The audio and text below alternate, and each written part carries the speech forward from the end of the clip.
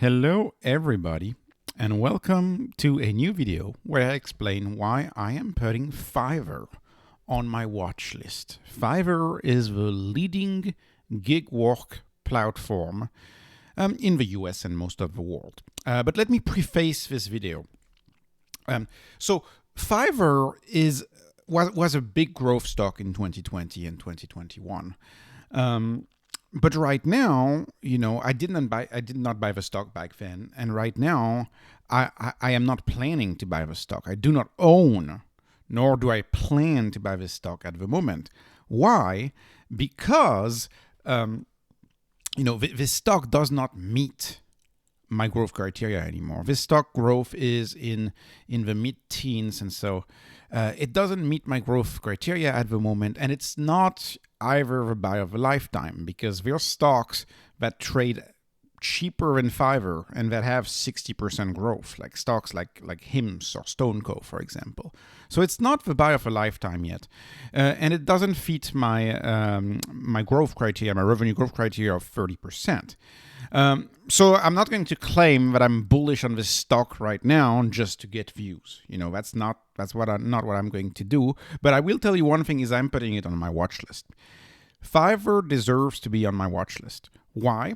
Because I love platforms. I love to invest in two-sided marketplaces that are going to have a moat, which in the future will be very hard to compete with. And Fiverr has a moat. It is the leading marketplace or the leading platform in its secular trend, which is the gig work secular trend. And Fiverr has very spotty revenue growth, like it was huge in 2020, 2021, and in 2023, it's not going to be very good. But it does, and that's because, of course, everybody's going back to work in person. But that doesn't change the fact that there is a terminal value for its revenue.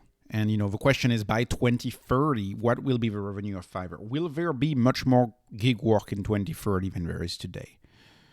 And my answer to that question is absolutely yes. And Fiverr is still dirt cheap. I mean, in my the most undervalued stock video, it is in the top 5 easily. So Fiverr is dirt cheap. So that's why I think it deserves to be on my watch list, and that is the preface of this video. Now, I also believe that Fiverr is a special situation stock, like Opendoor, like Zoom, like a few other stocks. And they've become special situations because of the Fed, because of macro turbulence. This is a stock that went from the world is going online, everybody is going to do gig work at home. And that was, if you look at the chart right here, from 2020 to like early 2021, crazy. And then, so it went crazy one way, and then it went crazy the other way. Oh, everybody's back. Working from home is dead. Full-time employment jobs are the way to go.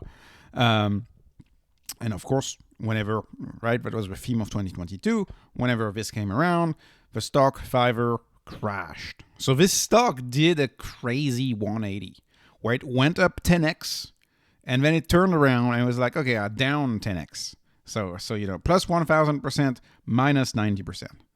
Like, this is literally what this stock is. And this is all due to macro and macro turbulence, whether it's macro in the health environment, like we had in 2020, or whether it's macro in the economic environment, right, which is often what we mean by macro. So this stock has been punished as fast as it's been blessed by the market, a little bit like Opendoor. So that is a special situation. And of course, right now it's entering a phase where it's going to be a very, very small revenue growth, just like Opendoor, which is another stock I follow on the channel. But the bigger question is, are there fundamental secular growth trends that underlie Fiverr? And I will tell you that yes, there are. Because look, even though the stock is essentially flat, and keep in mind it rebounded over the past few months, but even though it's essentially flat since IPO in 2019, like the stock hasn't moved. You would have no way to know it went 10x up and then 90% down. You would have no way to know. Same price for like a little more than 3 years, and then look at the revenue in the same period. The revenue here 4x'd. The revenue 4x'd in the same period. So why is the market, the market is extremely negative. This is a company that's 4 times bigger today. This is a company that today is free cash flow positive, and the market is valuing it with the same level of risk as 2019. So the market, I think, has unfairly punished Fiverr. Fiverr is a growth stock that is trading like a value stock today. It is a special situation. Just like Zoom, for example. Zoom is the same way. We went from work from home, everybody works from home, to everybody's back to the office. Zoom is kind of a similar chart. So the investment decision in a stock like Fiverr can only be based on a qualitative assessment of its future growth. What will Fiverr do in revenue in 2030? And I want to value this stock to get the worry out of the way, right? Because I don't have a revenue growth right now for 2023 that will allow me to fairly value this stock, because this stock is not going to have its normal rate of growth in 2023. So I have to value it in another way, which is the only thing that I care about, which is, will Fiverr go bankrupt? Are they at risk of bankruptcy? And if not, and if I were to get the stock cheap because, say, it goes down a little more in a few months, if not, if it doesn't face bankruptcy, you can just buy it and you let it run. So let's look at free cash flow. The company has been free cash flow positive for a while. These are the trailing 12 months for the past 5 quarters. You can see they're all positive, and they're trending up. So free cash flow is positive and trending up. So there is no risk of bankruptcy right here, because in addition to free cash flow going up, they have $470 million in cash and $450 million in debt that matures in a few years, so they don't have to worry about their debt. So $470 million in cash flow positive. This is not a company that's going to go bankrupt. They are predicted to grow in between 10 and 20% roughly, but I put 15 to be safe. And you can see this is my most undervalued stock spreadsheet in which I cover platforms, because I'm interested in platforms. I believe Airbnb, Etsy, and Fiverr could have leading positions 5 or 10 years from now in their respective platforms. This stock, as far as platforms go, is very inexpensive. It's only trading at 4 times enterprise value over forward gross profit, right? 5 times trailing amount of gross profits. And the growth, you're paying less than average for the little bit of growth that they have, which is incredible, because this company could easily get 25-30% growth. In fact, analysts are still predicting 25% growth next year for this company. Again, not enough for me. But again, this is a special situation. So let me move on here and say that, yes, the stock right now, I'm not buying it because it's riskier, and it's more volatile, because we lack that short-term visibility. The market is not willing to give it a premium, and you could have huge swings. Like, let's say if Q1, if they were to only grow like 2 or 3% revenue quarter over quarter in Q1, the market could entirely punish the stock. But I believe that if the stock gets too cheap, and to me that would be around $30, I will consider getting some. It's on my watch list. Now let me walk you through this calculation really simply. Fiverr was able to 4x its sales in 3 years, and sales are still growing. Could they 4x it again in, say, 5 years or 6 years? Let's say even 6 years, so double the time. Could they 4x it again in 5 years? Going from such a low base, right? The base right now for Fiverr is $345 million in revenue. That's the base right now. So could they, let me get back to my slide here. So could they do in 4x again? If they did a 4x again, that would be a $1.34 billion in revenue in 5 or 6 years. If they do that, and if the market, that would be $1 billion in gross profit. And if the market were to trade this stock at this awful valuation that it's giving Fiverr right now, because the market is really giving a very cheap valuation to Fiverr. So even if the market's still at crazy low valuations as we have today in 6 years, but revenue grew that much and the market value that much, that would be an enterprise value for Fiverr of $5.3 billion, which would be a 4x. So that could be a 4x if they 4x their revenue, roughly, more or less in line. So it's all about what is revenue, what is the yearly revenue of this company going to be 5 years from now, 10 years from now? That's how you value a stock. That's how you predict, if this stock is going to double, triple, 10x. That's how you predict. Short-term predictions of revenue growth gives us security and safety and a way to assess whether a stock is undervalued. When growth is in the future, the stock is more volatile and a little riskier. But that doesn't mean that the stock can't return a whole bunch. Again, not investment advice. But let me move on. The only way to assess Fiverr today is to do a qualitative analysis. This is the type of stock, whether it's Fiverr or Opendoor or Zoom, this is the type of stock that you can only analyze mostly through qualitative work. Numbers don't mean as much. So let's do a qualitative analysis of Fiverr.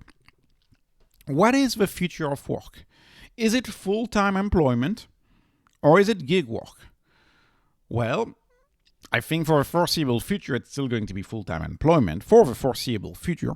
But Gen Z, as they come to the workplace, there will be a bigger share of Gen Z and also older workers who want gig work.